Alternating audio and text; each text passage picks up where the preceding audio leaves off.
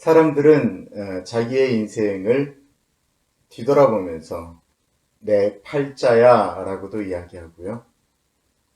이렇게 된 건 팔자소관이라고 이야기하기도 합니다. 또한 본인의 잘못된 선택이라고도 이야기를 합니다. 예수 믿는 사람들은 뭐라고 이야기할까요? 뒤돌아보니 하나님의 인도하심이었다라고 이야기합니다. 하나님은 거기에 하나님의 뜻이 있었다라는 것입니다. 이것을 가리켜 보통 신학적으로는 예정이다라고 표현합니다.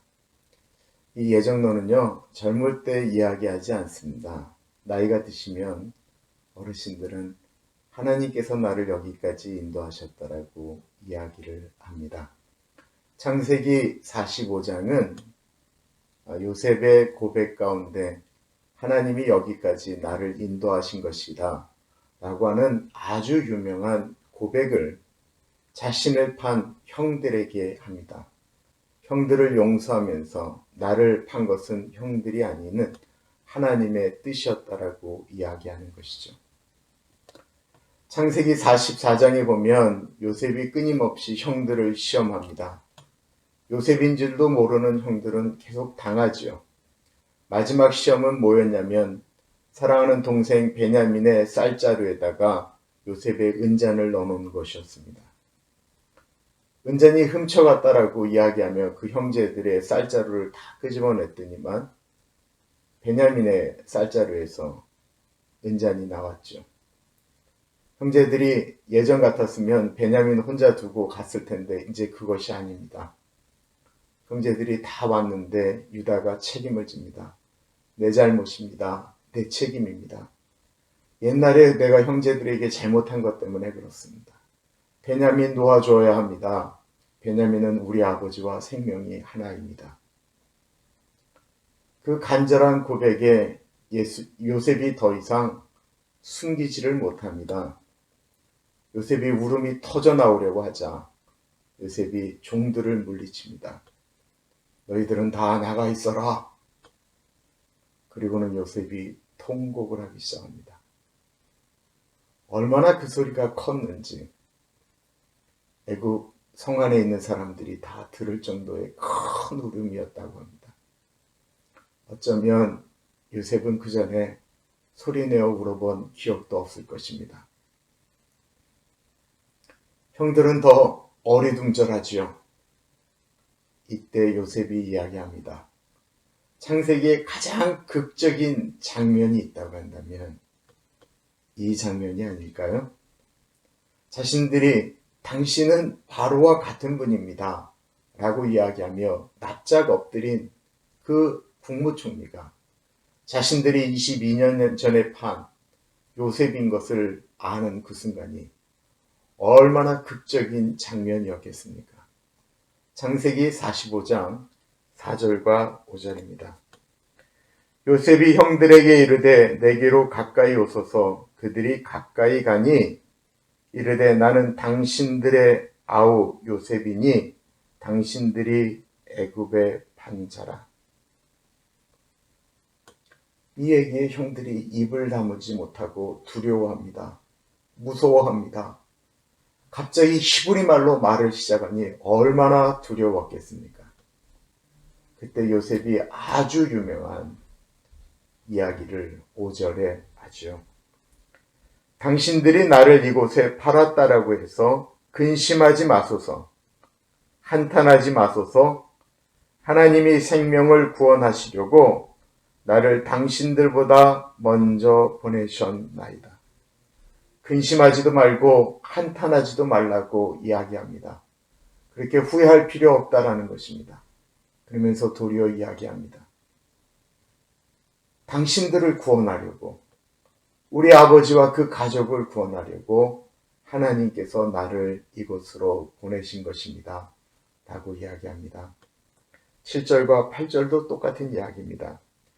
하나님이 큰 구원으로 당신들의 생명을 보존하고 당신들의 후손을 세상에 두시려고 나를 당신들보다 먼저 보내셨나니 그런즉 나를 이리로 보낸 이는 당신들이 아니요 하나님이시라. 하나님이 나를 바로에게 아버지로 삼으시고 그 온 집의 주로 삼으시며 애굽 온 땅의 통치자로 삼으셨나이다. 나를 이리로 보낸 것은 당신들이 아니고 하나님이다라고 이야기합니다. 요셉이 지금 이렇게 이야기하는 것, 요셉이 잘 됐기 때문이다라고 생각하시나요? 그렇지 않았습니다. 사람들은 자신들이 안 되는 일에 대해서 하나님께 원망을 합니다. 하나님에게 대항합니다. 하나님 왜 나에게 이런 일이 일어납니까? 라고 하면서 이야기를 합니다. 어쩔 때는 하나님을 떠나기도 합니다. 그렇게 살아가는 동안은 후회와 갈등, 아픔, 그리고 그곳에서 아무것도 할 수가 없습니다. 요셉도 그랬을 것입니다. 그러나 요셉이 그 다음 께로 넘어갑니다. 그렇게 살아서는 의미를 찾을 수 없기 때문에 그렇습니다. 끊임없이 요셉이 하나님께 여쭈었던 것은 Why라는 것이었습니다. 하나님 왜입니까? 하나님 왜입니까? 라고 찾아가기 시작하면 의미를 부여할 수 있습니다. 내가 이 미국에 와서 왜 이렇게 죽도록 고생하는가? 라고만 자꾸만 생각을 하면 아프고 답이 나오지를 않습니다. 하나님 나를 여기에 왜 보내셨습니까?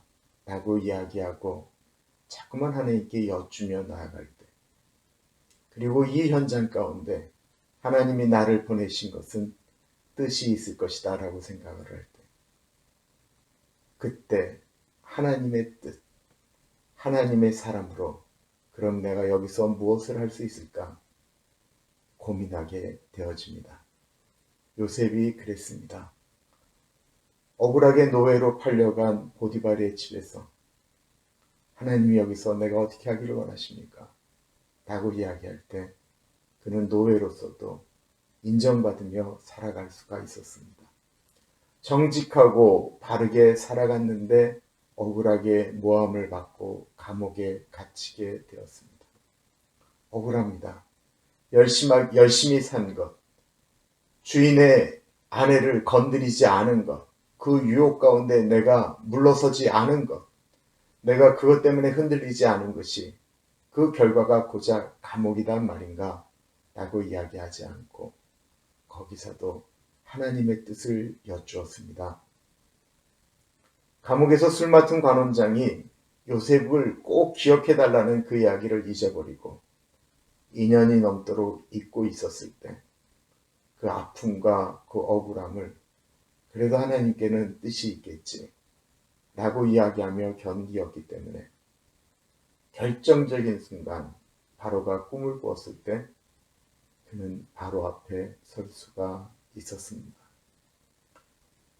요셉의 긴 시간이 잘된 시간보다 힘들고 어려웠던 시간이 훨씬 많았습니다.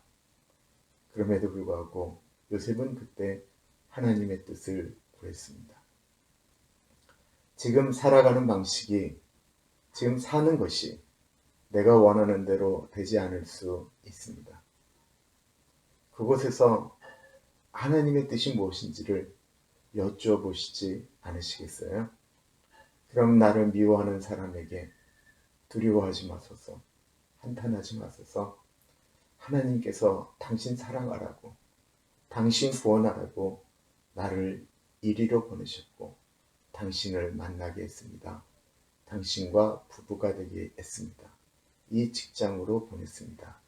라고 고백할 수 있을 것입니다. 오늘은 여기까지 하겠습니다. 감사합니다.